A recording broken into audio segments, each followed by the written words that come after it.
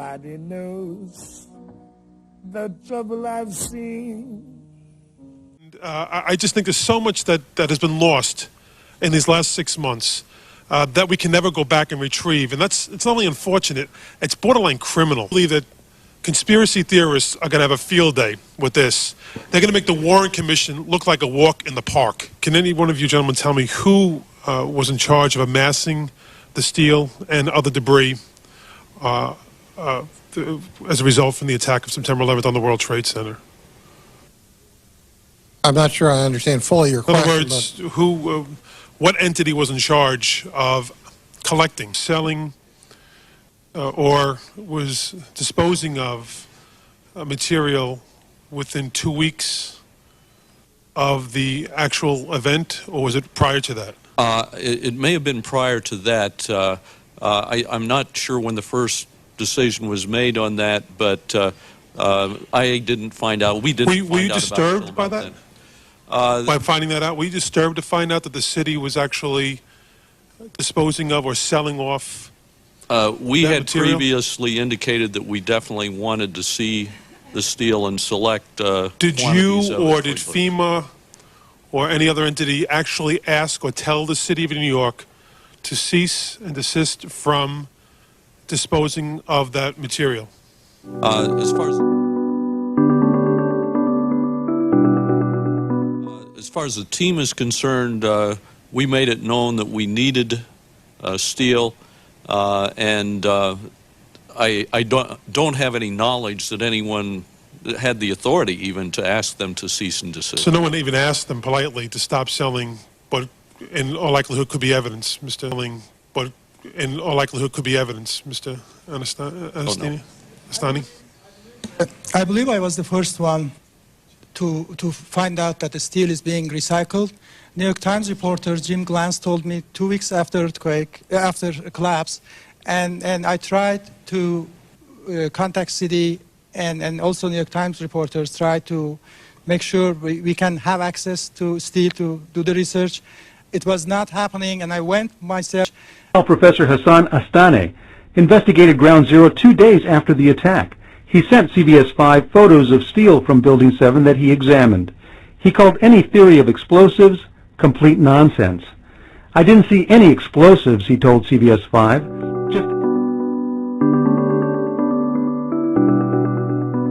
Just evidence of an intense fire. He says gravity brought the building down because the bottom collapsed. As regards the concave, the opposite concave faces, again, we see exactly that. One of them pushed inwards by the concussion of the explosion, and the other pushed inwards by the well as it's been torn across. So C-14 has one of its interesting features is this. Looks like a bullet went through there. I don't know if that's from being struck while standing or falling. Something with a lot of velocity went through there and flared that open. 9/11 was the greatest loss of life and property damage in U.S. fire history. This should have been the most protected, preserved, over-tested, and thorough investigation of a crime scene in world history. Sadly, it was not. What was it? Well, we know from their own admission, the majority of the evidence was destroyed. Like Richard said, 22 years of experience, I've seen a lot of crime scenes. I've never seen anything like this in my life. I was out at the site. I saw trucks leaving faster than anywhere I've ever seen, but I accepted it at the time, and for years I accepted it because it was a recovery and rescue operation, and that's normal to have something like that going. Again, we've never seen it. As far as connections go, this 56th floor section did exactly what one would hope. Connections were stronger than the material being joined.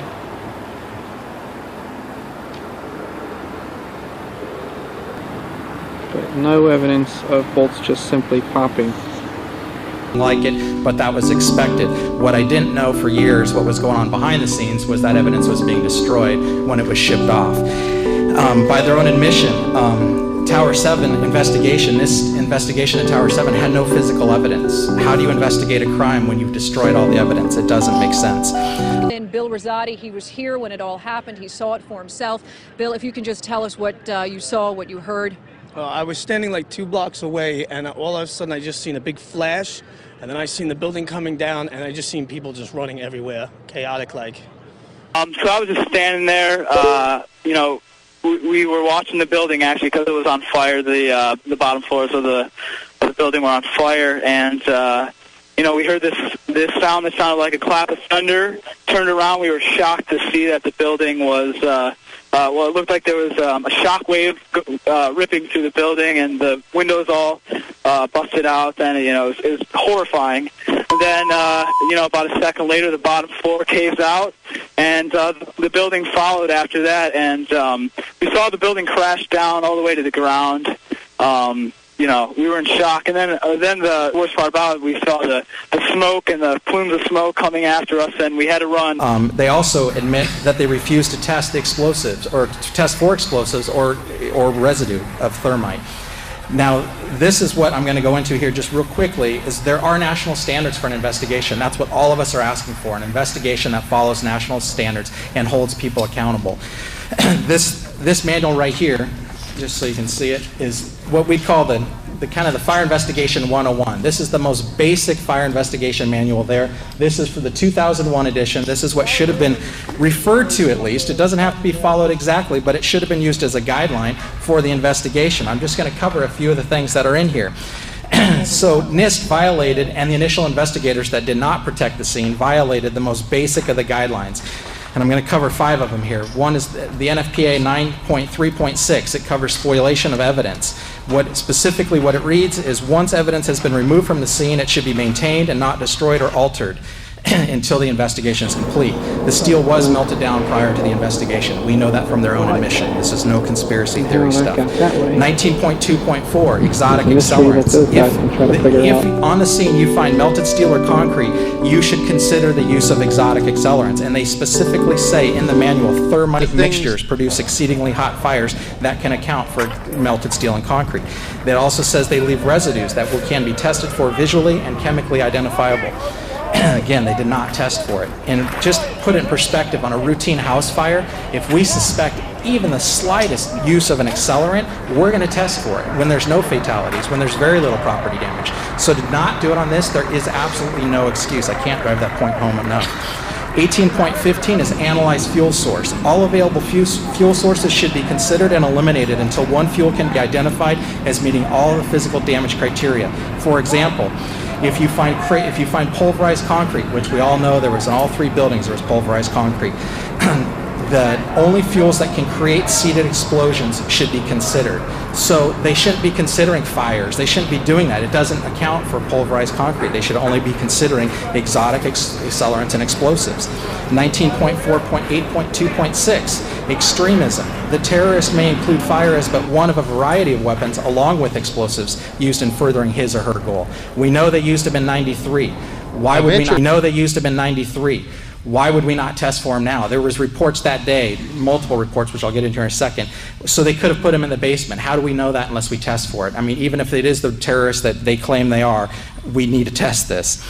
14.3, preservation of the fire scene and physical evidence. We find the following: the cause of a fire explosion is not known until near the end of the investigation. The entire fire scene should be considered physical evidence and should be protected and preserved. It's just over and over. There's so many. You can go to our website, the Firefighters for 9/11 Truth. We have many more of these actual chapters that cover what they should have done that they did not do. So now, by their own admission, in all 3 building collapses, NIST refused to physically test, like Dr. Stephen Jones did, for explosives. This is just unbelievable. And here are their excuses, and I quote, "It is unlikely that 100 pounds of thermite or more could have been carried into World Trade Center 7 and placed around columns without being detected, either prior to September 11th or during that day." So again, I've been on a lot of fire scenes, and I've seen a lot of investigations, and why would we not test because something's hard to do? That's the exact reason you need to investigate it. If that was hard to do, we need to find out how they did it.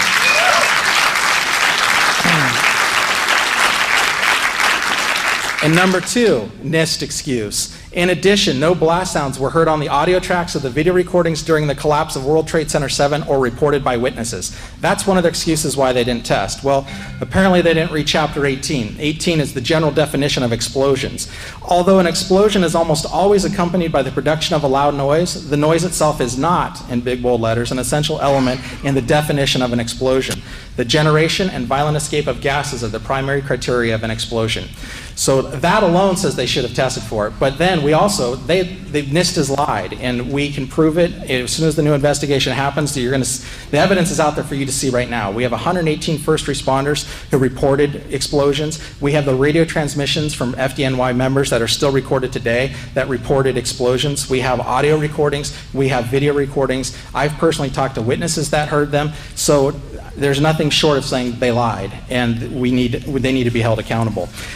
And besides that, like I said, there is no excuse for not testing for explosives. And so at the very least, at the very best, even if you want to believe the official story, this was the most incompetent investigation of all time. And I've talked to a lot of investigators that were there, and I asked them the specific question, why did they refuse to test? They weren't the ones who refused, but NIST did. And they said, all we can say, all they can answer is incompetence, or they tell me to shut up. They cannot give me any reason that follows national standards. So, but the reality, after all the research everybody here and the incredible people we're in the room with today have done, the reality is it was a criminal investigation to cover up the crime. So, just to finish, I'd like to read a quote. This is from a retired, decorated FDNY lieutenant. Anyone who knows the fire service, he is a stud. He worked on Ladder Company 26, Rescue Company 3, Rescue Company 1 in his career. Anyone who knows, those are amazing companies.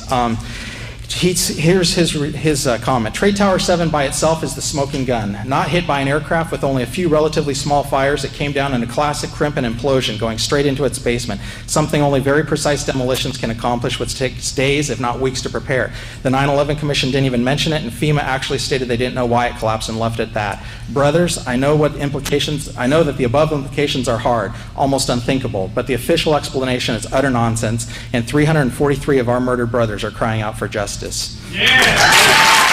Thank you. Thank you very much.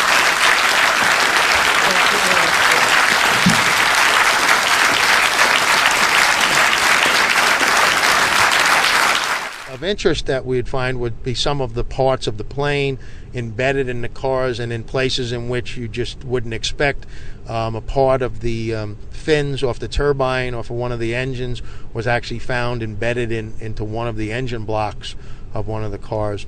But I think the most unique thing about this investigation has just been the unbelievable damage, the levels of heat in which, in certain instances, firearms were found in some of the vehicles that had completely melted down, and the temperatures that we were told were in the area of 3,000 to 4,000 degrees, that they melted a steel revolver down into a blob of metal again.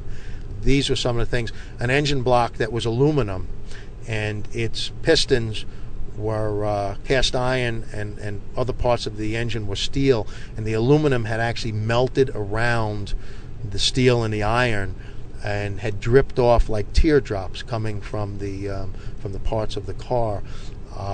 Fronts of automobiles that just melted away from the extreme heat, and yet the rest of the automobile was otherwise intact. And these steel automobiles that give people such belief in being secure and well made while they're driving 70 miles an hour on a highway are found to be little piles of tin cans after they've been struck by the immensity of this attack. But breakable shards on the end here. This 8-ton steel I-beam is 6 inches thick. It was selected to be preserved for future generations for the near-perfect horseshoe-like bend formed during the collapse. I found it hard to believe that it actually bent because of the size of it and how there's no cracks in the iron. It bent without almost a single crack in it. It takes thousands of degrees to bend steel like this. Typically you'd have buckling and tearing on the tension side, but there's no buckling at all.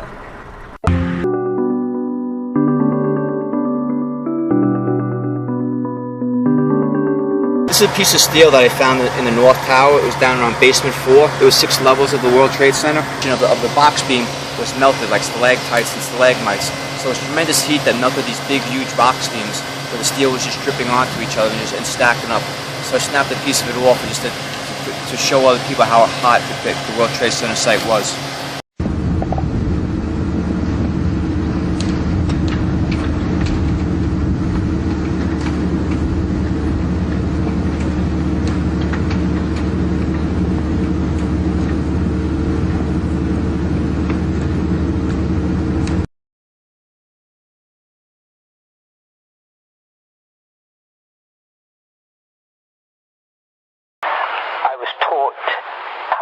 The Twin Towers using nothing but infrasound. Really? We were Eastern Bloc bringing down 25-story buildings using nothing but sound wave infrasound. Good heavens. And I did discuss this recent years with a Professor Francie, who remarked, and don't, this, that, and the other thing with respect to that 9/11 fast that we saw. And of course, we all know that Michael Meacher, who was a cabinet minister, was removed from office because he publicized the fact that he had read, word for word, what was to happen to the Twin Towers 3 years before the event. 3 years before the event? 3 years before the event. It was a well-planned thing. It was a well-known external skin. Each section weighing around 40 ton. It behaved exactly the way it should have done had it been influenced by infrasound, which is what I witnessed with the training that I was doing in the mid-60s, watching what the Brits, the Russians, and the Americans had been doing in Eastern Europe back in the late 50s. Look at it, you will see that the corner of this building, which is way distant from the Twin Towers positioning, 3 of its floors are torn apart on the corner. Now, there was no way that material from the Twin Towers could have flown out and struck that building. Not at all. So, in my discussions, arguments with Professor Francie, I said that as far as I was concerned, that infrasound influence upon those buildings was satellite-based. And, of course, his remark to me was, well, how could that be, Dean? He said, we couldn't have anything from space coming in by way of sound wave, infrasound or anything. I said, yeah, but it could be electromagnetic, and then it's transposing itself as it gets within our atmosphere. The thing here, to understand, conventional thinking would have to have applied, but this building is the telltale that was not struck by debris from one of the Twin Towers, and so what influenced it to be broken apart? And the thinking for me was that it had to have been some form of infrasound that was played on a large area in which the Twin Towers occupied. And Professor Francie was quite taken with that idea, went along with it, although one hasn't ever had the opportunity of proving such. There's questions to ask like, why were over 1,000 bodies completely unrecoverable? From a gravity-driven collapse, we know that in an earthquake, people are dug up alive for days afterwards. Bodies are found in gravity-driven collapses. In this one, over 1,000 bodies, no trace whatsoever, no DNA trace. Where did they go? Bombing the city. Boom, boom, that's all I heard. Because there were these explosions. Boom, boom, boom, boom, that's all I heard. One after the other. And the entire ferry terminal was shaking because there were these explosions, one after the other. And the entire ferry terminal was shaking. This is a kilometre from ground zero. The whole building was shaking. People are screaming, and there's these explosions. I thought the next one's going to hit the Staten Island ferry. We're gone, and it didn't. Pouring out of the World Trade Center at this moment. Pouring out of the World Trade. Pouring out of the World Trade. Also closed down. Let's go to 1010 Winds reporter Eileen Lehpamer. She is at City Hall. Eileen? Well, Lee, I'm here live outside of City Hall. The entire, as you can imagine, it is absolute chaos here. The entire city has come to a standstill. Everyone just standing, looking at the smoke pouring out of the World Trade Center at this moment. There are certain people trying to call their families. And then the next thing I heard, an explosion, and the building from the top, the south building, just crumbled.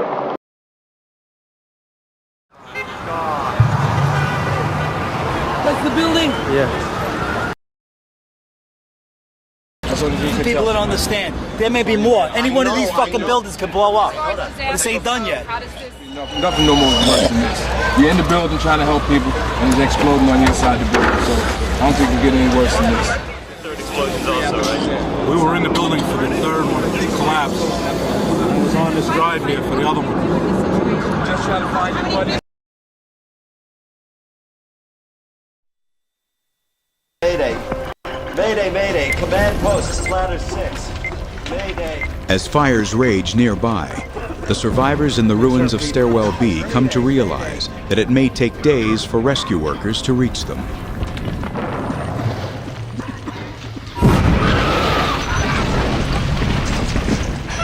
At one point, we had an explosion that came by that was pretty close, and it shook the stairway.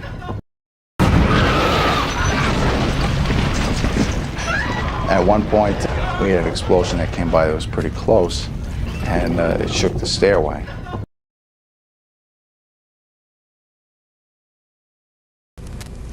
Now, how did you get hurt, James? I was, my assignment with Latitude 4, the company I'm assigned to, we were supposed to go into building number 2, the South Tower, and make our way into into Tower number 1, the North Tower. And we were caught in the collapse in the lobby of Tower number 2, the South Tower. Strange sounds, and the building starts imploding. One floor after one. Tremendous boom. And all that smoke that was in the air and the cross street, as the building imploded, it created a vacuum. And it starts sucking the smoke from the cross streets and in the air towards the core. Like they're bombing the financial area. I gotta go save my wife. And I can't rationalize it in my head. And the first time in my life I became angry. I mean, really, really, really angry. Nobody knows but Jesus. Nobody knows the trouble I've seen.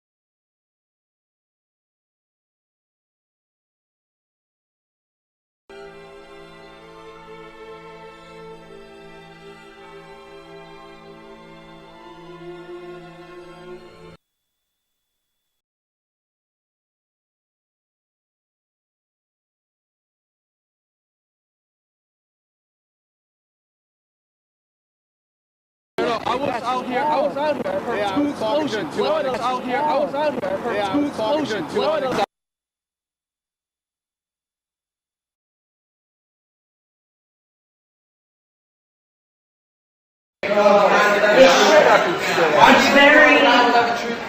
It's very important. Why do you ignore the 9/11 truth movement? I think this is the most important thing that is going on in this country right now. I would encourage people to go to our website and go to our September 11th show, where we had a very interesting,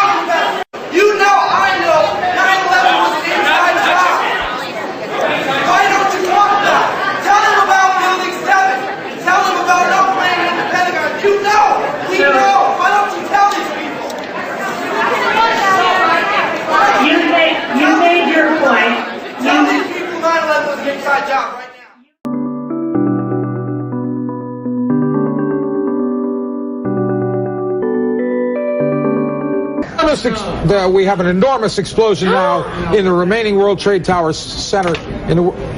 It happened the same way. The explosion started high in the building and worked its way down.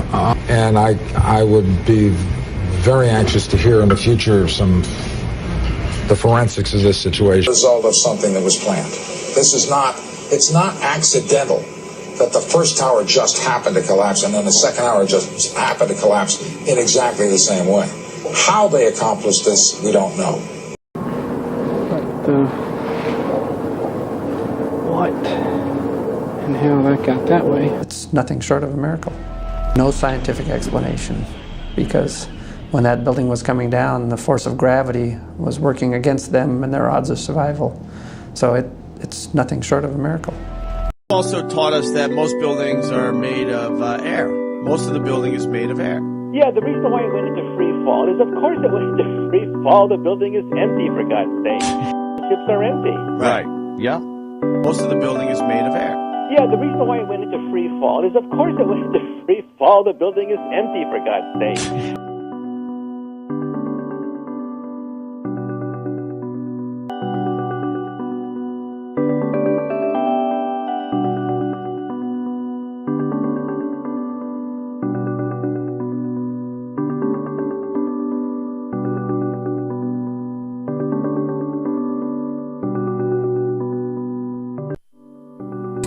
Question when you saw those two giant towers collapse almost cleanly on themselves. Where did they go? I have read in some architecture article that they were made mostly of air. If you consider the space between the solid molecules, the steel, the concrete, the glass, the aluminum, there was a lot of air. It was mostly air actually, and they disappeared. And it's where did they go was part of the disbelief that I was feeling, because how you can make 200,000 tons of steel disappear, it's unbelievable.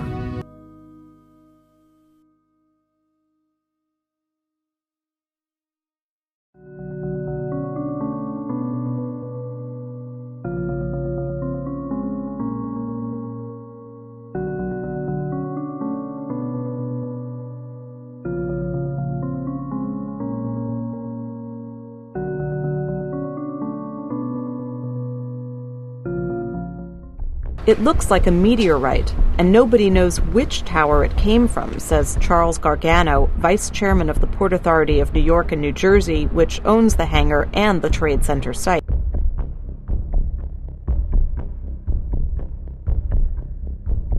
The rubble is this rock-like object that has come to be known as the meteorite.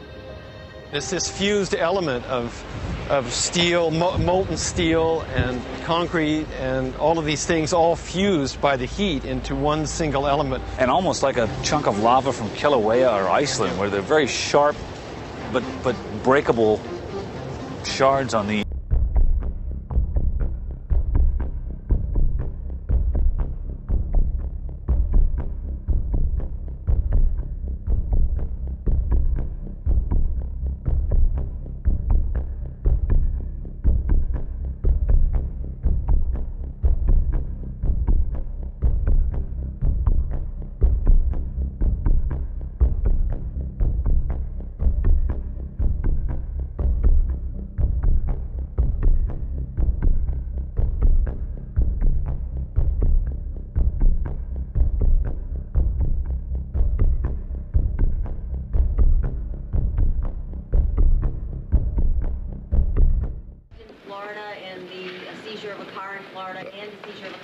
The primary thing is, as the mayor just pointed out to you, is the black boxes. We're working with the city, but again, that's going to follow the search and rescue, ongoing intensive investigation. That's all I have at this time. Can you say anything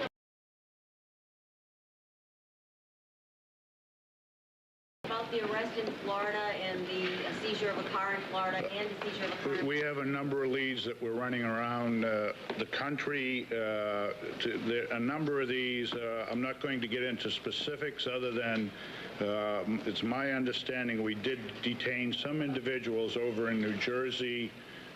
Essentially, we are finding out that is not all that relevant at this particular point in time, but I'm going to limit my comments. That is going to any of the investigators.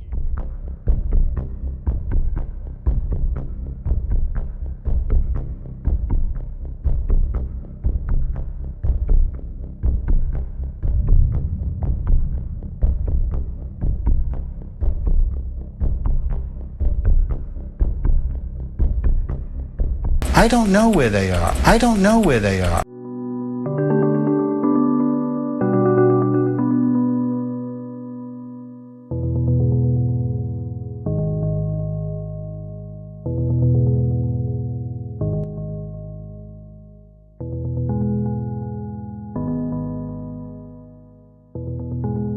I don't know where they are. I don't know where they are. I don't know where they are. I don't know where they are.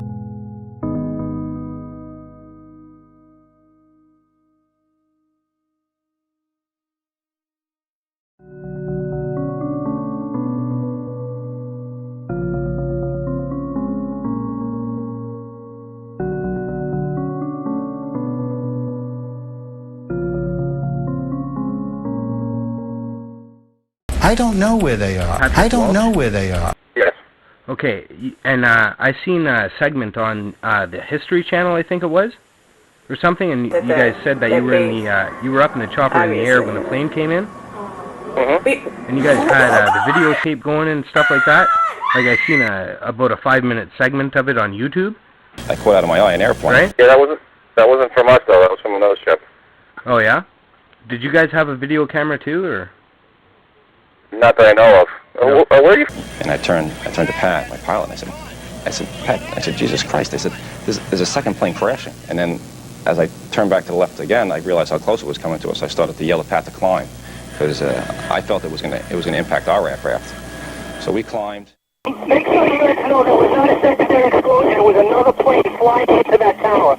10-4, car 3, you read direct on that. That was not a secondary explosion. It was a second plane that ran into the tower. This was a Gulf Green military plane that exploded directly into the... This was a Gulf Green military plane that... This was a Gulf Green military plane that exploded the tower. As you'll be advised, rescue reports was a U.S. Air 737 commercial airliner that crashed. A U.S. Air 737 commercial airliner that crashed into the South Tower. And 4K, car 3, red direct on that. Does anybody know where that plane came from? Yes, sir. It was a commercial airliner. It was most likely the United Airlines 230. Most likely the United Airlines 237. You want to go?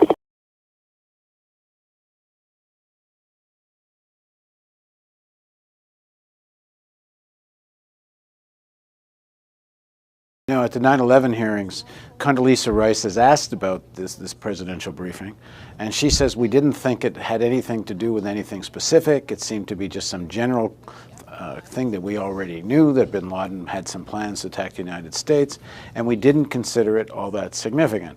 But you point out something in the book I thought was quite interesting, I personally hadn't seen before, which is in something called the SEIB, the Senior Executive Intelligence Brief, which is essentially normally, if I understand correctly, more or less what's in the presidential brief, but it goes to many more people. That whole memo on bin Laden has been taken out. Well, if they consider it so not of any great significance one way or the other, why on earth would they take it out? One explanation would be that they didn't want there to be a broadcast of the possibility that we might be under specific threat of terrorists using airplanes. Part of the broader strategy of reducing the people of the United States' knowledge and anxiety about what might be occurring. Or it could have just been a judgment by the people who convert the presidential daily briefing, which goes to a very small group, into the executive briefing, which goes to several hundred, if not thousand people, that this was not an appropriate item to make as broadly available.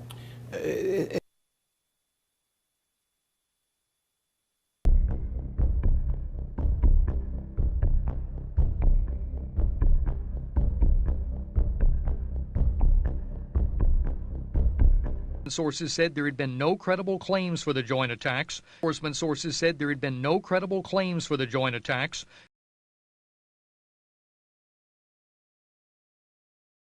The vice president, who you may remember, was placed in charge of a domestic terrorism study group within the White House to monitor and develop plans to deal with a catastrophe of just this kind. And his regime. A 76-page white paper circulating for a year and arguing for an aggressive U.S. foreign policy suddenly gained new relevance. In the blueprint, it says the process of transformation is likely to be a long one, absent some catastrophic and catalyzing event like a new Pearl Harbor. Was 9/11 your Pearl Harbor? The process of transformation is likely to be a long one, absent some catastrophic and catalyzing event like a new Pearl Harbor. Was 9/11 your Pearl Harbor?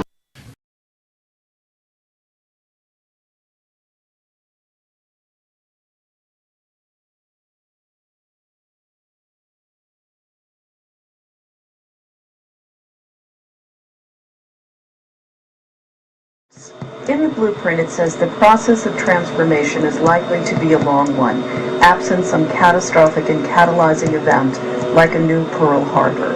Was 9/11 your Pearl Harbor? The process of transformation is likely to be a long one, absent some catastrophic and catalyzing event like a new Pearl Harbor. Was 9/11 your Pearl Harbor?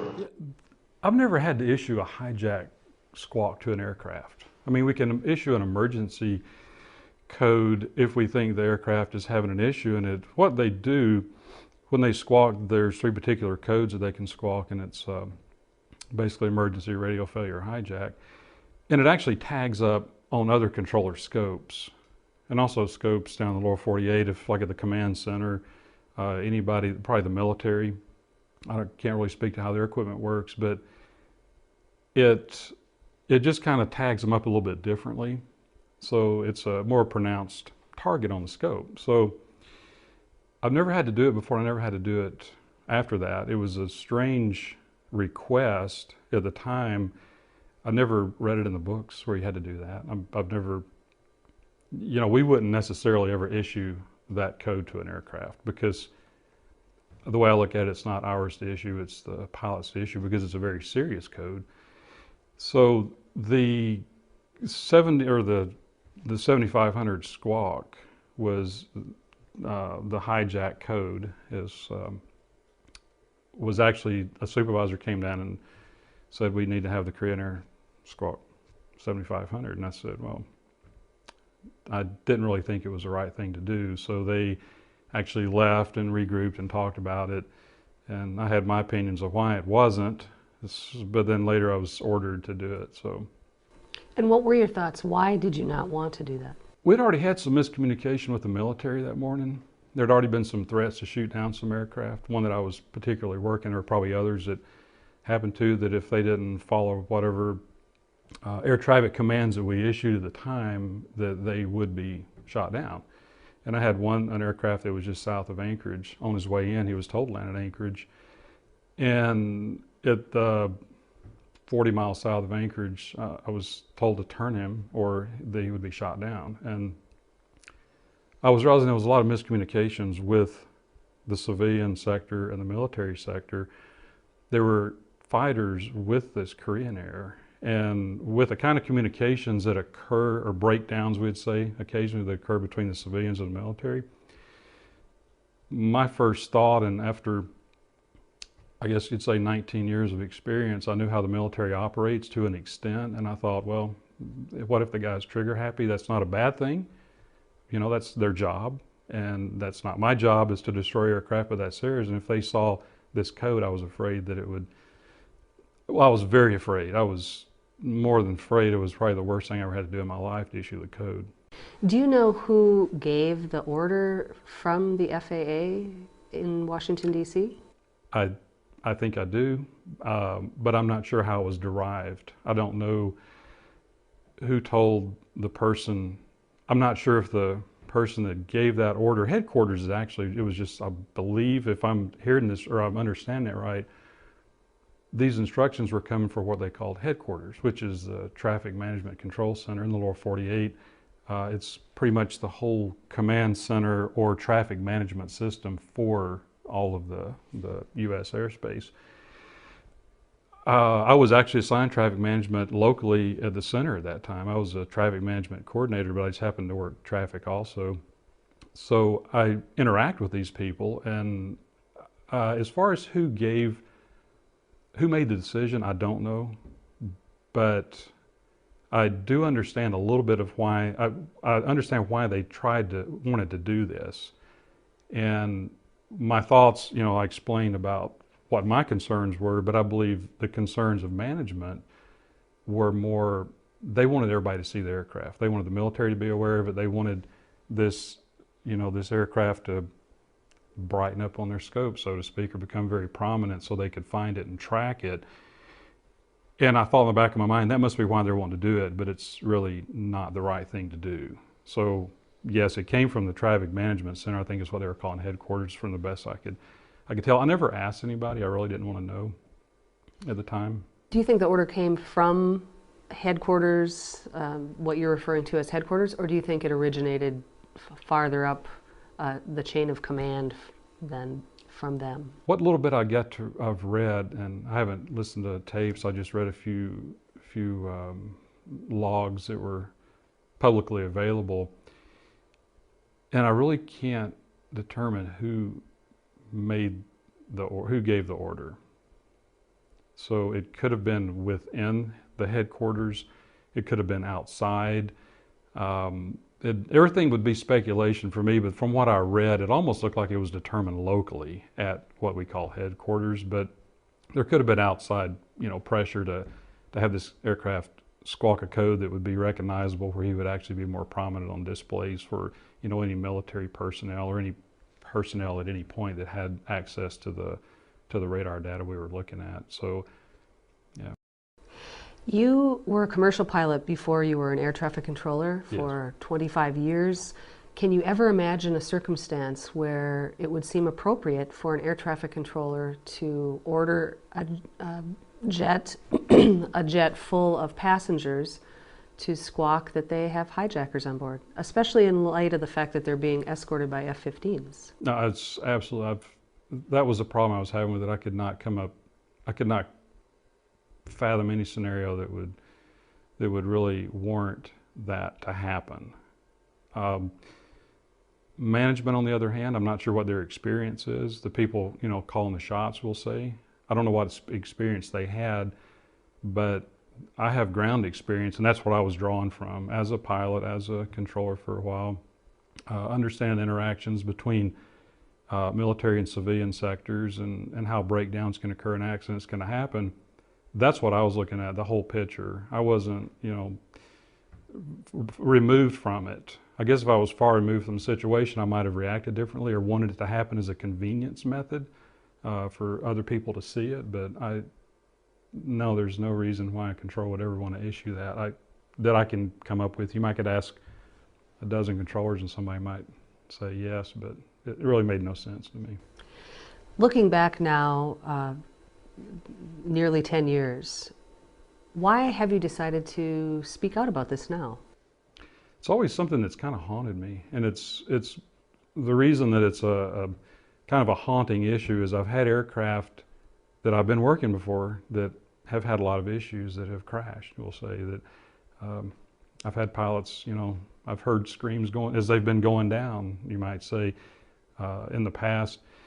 But all those were beyond my control. I didn't issue direct orders. I didn't tell someone to do something that could result in the destruction of their aircraft. My job was for safety and to make sure the flights were moved safely and efficiently. That's what an air traffic controller does.